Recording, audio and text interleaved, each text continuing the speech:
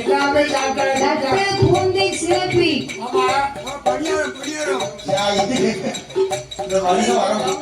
அதே மாதிரி தெரியுமா?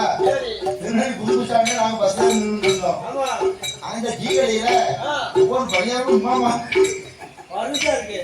அது பூரா தோசை புளிச்ச மாவுல பெரிய பெரிய பணியாரத்தை போட்டு வச்ச உடனே அண்ணன் பாதிட்டே இல்லாது யாராவது வாங்கி கொடுப்பாங்க அப்படின்னு அந்த இடத்துல வந்து பணியாரம் அதுக்குதான் பூஜாரி வந்தவன கொடுத்துட்டாரு.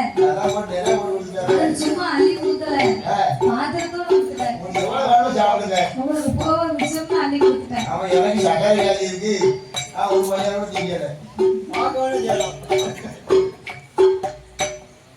நல்லா இருக்கு அதனால இத்தனை பண்ட பலகாரத்தை வாங்கி கொடுத்து இந்த பொண்ணுக்கு சாப்பிடறதுக்கு மனசு வரல. ஏன் சாப்பிட மாட்டேங்க? அவ வாய்க்கு ருசிக்கல. எதை எடுத்தாலும் வா வா அப்படிங்க வாங்கியா திங்க முடியல.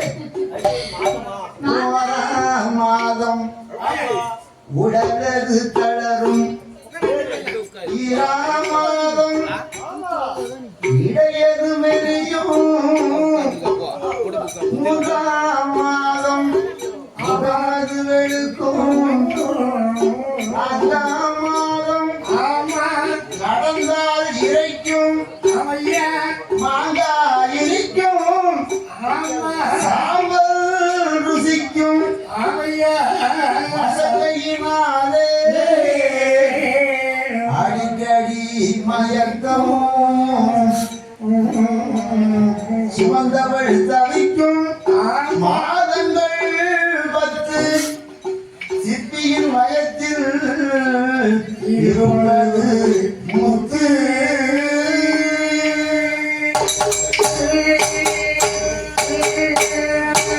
எந்த முத்து?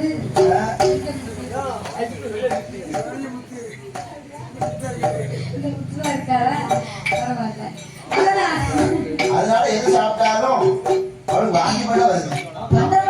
சாப்பிடறதுக்கு பிடிக்கல, வாய்க்கு என்ன ருசிக்கும்னா புளிப்பா என்ன சாப்பிடலாம் நினைக்கிறேன்.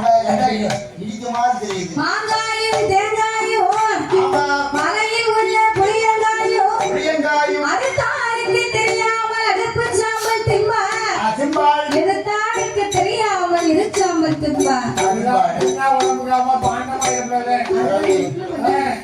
8வது மாசம் ஆயிடுது இல்லையா?